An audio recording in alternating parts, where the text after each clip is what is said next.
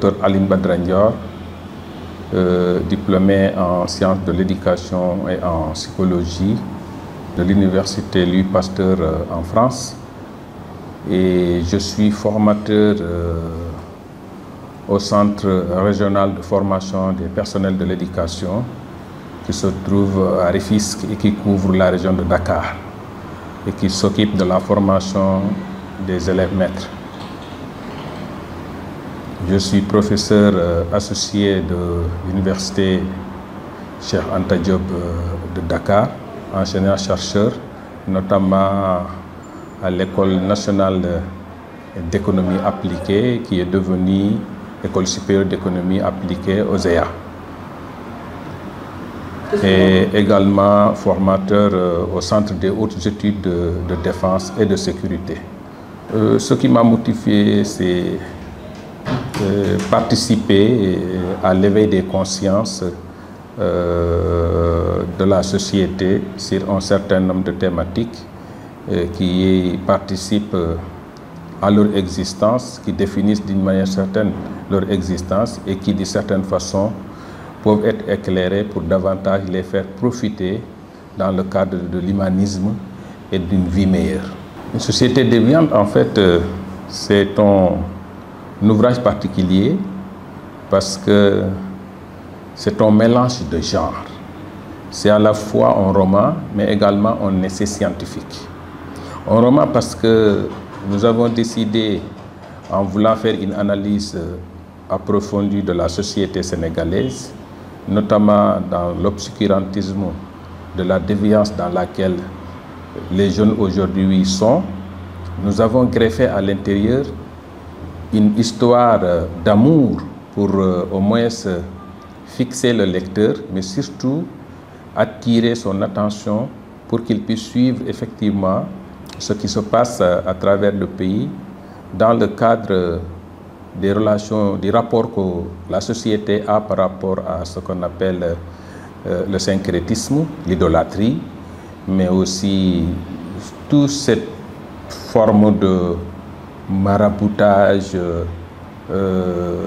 qu'on connaît aujourd'hui et qui fait partie comme un élément essentiel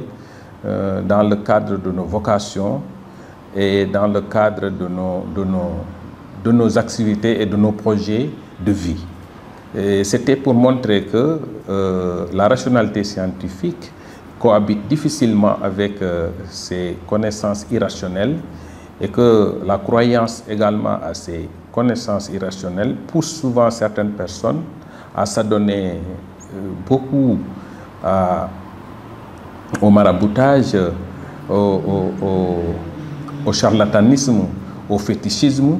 et pour considérer que ça, c'est des éléments qui participent à leur réussite. Or, la rationalité scientifique ne reconnaît pas ces connaissances ésotériques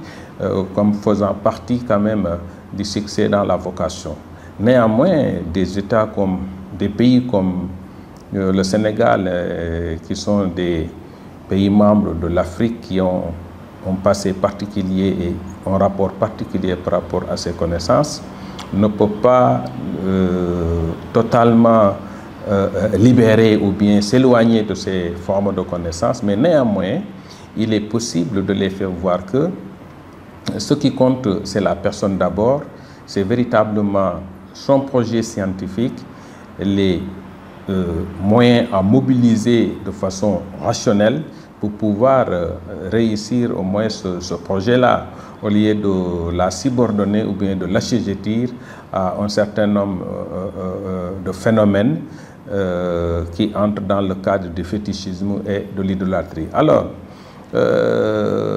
nous avons pris un acteur principal qui est le personnage principal du roman et qui est quelqu'un qui a vécu pendant longtemps en Europe et qui a décidé de revenir au Sénégal, mais arrivé, donc il n'était pas encore marié, et il a décidé de prendre une épouse. Mais son ami qu'il a trouvé sur place lui a fait comprendre que la fille que vous voulez épouser est déjà en relation avec un Sénégalais qui vit ici au Sénégal et qu'il lui sera très difficile de la reconquérir. Mais il va lui dire, il est possible de réussir cela, mais il faut que tu acceptes s'adonner à un certain nombre de pratiques fétichistes qui vont faire que voilà, tu pourras gagner ton combat sans pour autant énerver ton rival. Et c'est comme ça qu'il va le conduire dans beaucoup d'activités maraboutiques, et il va le conduire à rencontrer des charlatans. Il va l'amener dans des zones extrêmement lointaines et il va recevoir toute forme de propositions, et il a cru qu'effectivement les choses vont très bien se passer, mais malheureusement, malgré tout l'argent qu'il a dépensé pour gagner le cœur de cette femme, il n'en est pas parvenu, et que le monsieur qui est un autochtone vivant, même au Sénégal, n'a pas fait tout ça, et il a réussi, lui, à garder sa prétendante et finalement à se marier avec elle. Mais l'histoire ne va pas s'arrêter à l'échec de Wagan, qui est le personnage principal, qui revient de l'Europe et qui, rentré au Sénégal, décide de se marier dans cette situation. Seulement, la femme, la prétendante de Wagan, ils ne vont pas se quitter, parce que de toute façon, même si Wagan a perdu le combat de la marier, en fait, Wagan va trouver une autre femme avec qui il va se marier et avoir des enfants, et sa prétendante, son rival également, Pape, va se marier probablement avec cette prétendante qu'elle avait, cette femme avec qui il a rivalisé avec Wagan, et lui aussi il va fonder une famille. Maintenant, les deux enfants, les deux familles vont vivre séparément, mais il s'est trouvé que Wagan aura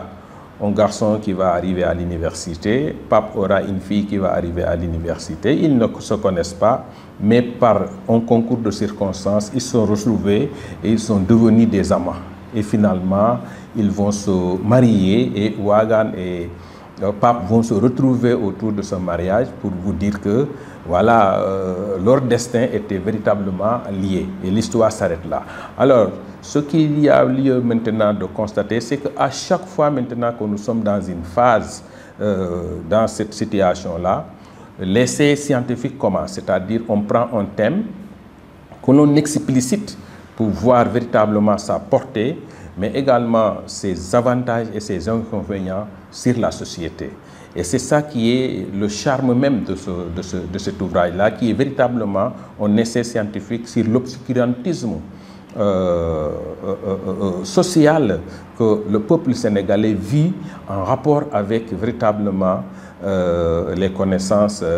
ésotériques telles que le fétichisme, le charlatanisme et également le maraboutage, qui est aujourd'hui un phénomène très caractérisant au niveau de la société sénégalaise. Voilà en gros un peu ce qu'évoque cet ouvrage qui est une société déviante que j'ai publié en 2016.